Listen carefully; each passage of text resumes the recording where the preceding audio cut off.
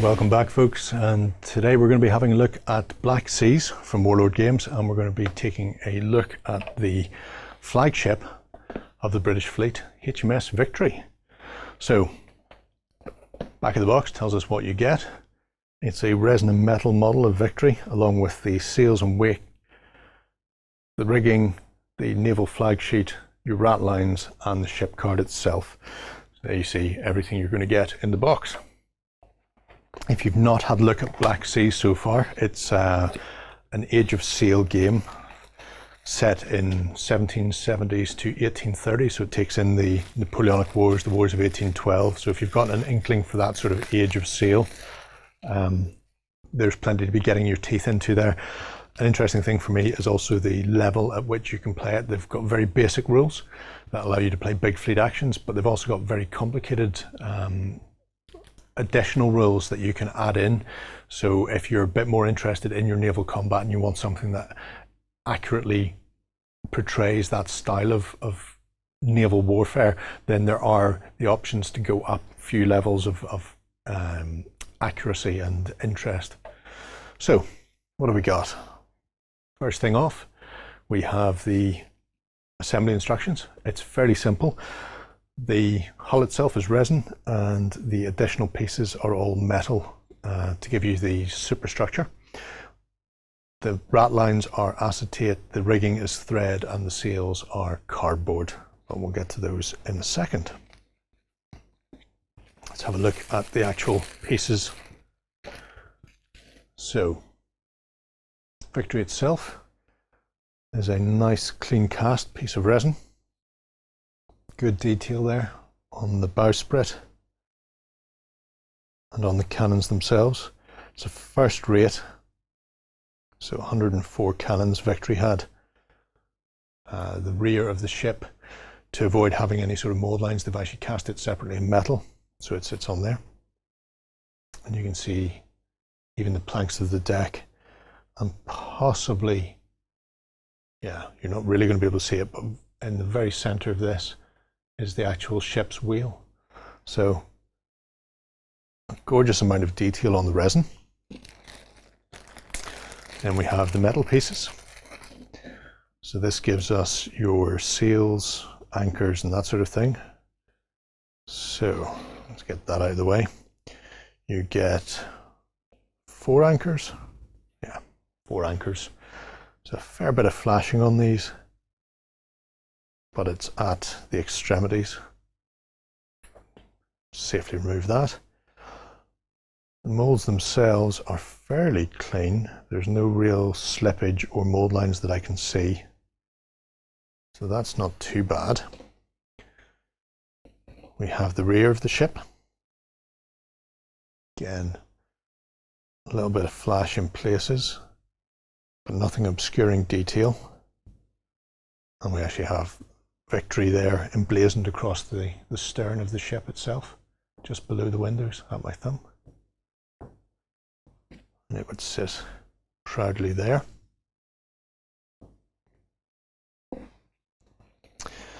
Then we have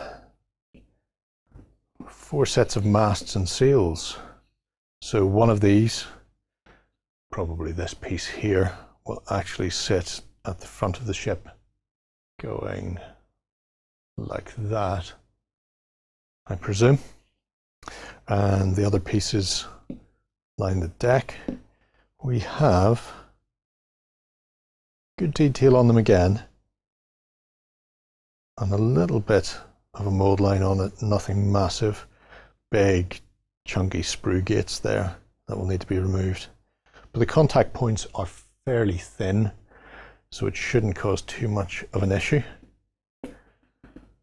This piece has actually got, if I just get a knife there, it's got a fair amount of flashing from the 2 halves of the mould, but it's thin enough that you're going to be able to clean that off without any major issues. The most important thing is the detail's all there. Nothing's really obscured. Then we have our lifeboats. So several lifeboats, including a large one that's suspended from the stern of the ship, I believe. So it's suspended back here. And then a couple more pieces of the mast. And that forms the bulk of Victory. Before we get into the card pieces that accompany the vessel, we have a little bobbin with the black thread for the rigging.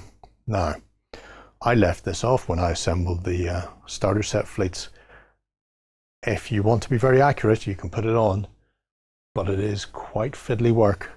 There's a comprehensive rigging guide in the actual rule book that's, I think, 8 steps long, although some of those steps are replicated several times. So it may go step 8, do this on the rear, and then do it 2 more times, midships and at the prow of the ship. So if you want to be super accurate with your rigging and you want to get everything perfectly historically correct, it's definitely doable, but it is going to take you a bit of time, and it can be a little bit frustrating when you're trying to tie pieces of thread to masts. So just be aware of that. Lastly, we have the bag of card. So this contains, apart from the detailed pieces for your ship, also contains everything you need to play the game. We'll have a quick look here. First off is we have our sail, or not sails, our flags for the sails. So this is the standard British ensigns and flags that you get in the core set as well. So things like these, you can attach these for extra colour to your ship, but if you're playing with frigates and brigs, they can also be used to mark which ship is which in your fleet, so you can keep track of them on the tabletop. We even have Jolly Rogers there, although I don't expect anybody to actually be raising the Jolly Roger. We have our packer's name if you're collecting the set. We have the rat lines.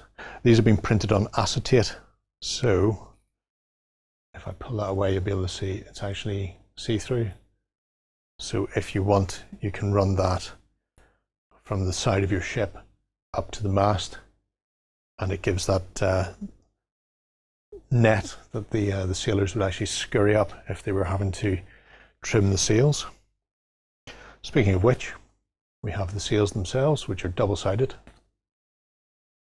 and on very thin cardstock. So it's got a slightly gloss or satin finish. It should last quite some time. It tells you where they're going to go, fore, main, mizzen, and then you have these little triangular sails that go on the rigging at the front. So all of these square sails will go on your masts. If you don't apply the rigging, you won't be putting these on, which isn't the worst in the world. But all you really need to do is just bend this over a pen or a pencil or a paintbrush, just to get a bit of a curve into it, and just gluing it along the top of the sail is enough to hold it in place. We have our wake marker, so you can tell how quickly your ship is going, whether it's going light, battle sails, or full sails. And also these markers here are used on your card to keep track of the damage to your hull. And here we have the card itself. So there's a lot going on here. We'll start over on this side.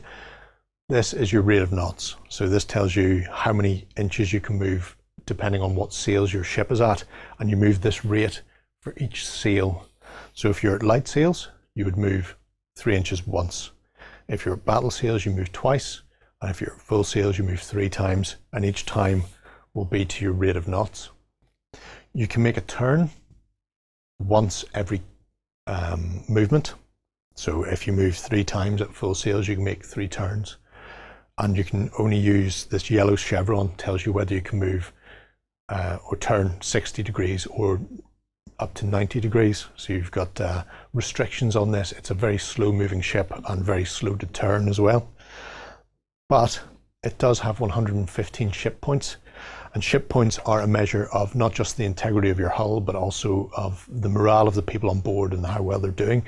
It's used in boarding actions, as well as also if you have to worry about surrender. So when you reach 20 ship points, you can, or you have to make a morale check to see whether or not your men strike the colours and surrender the ship. However, the 115 can go down from damage, but you can also choose to repair, so it can go up as well. It's not a steady, it's not a fixed number. There's a bit of flexibility in there, and you're not always on a one-way descent to the bottom. You can stop and repair your ship if you've got the time and your opponent lets you. If you're currently being harried by many brigs or frigates, you probably don't have the time to actually stop and repair them. And then we have the guns themselves. So you can actually fire 4 times every turn, once per position.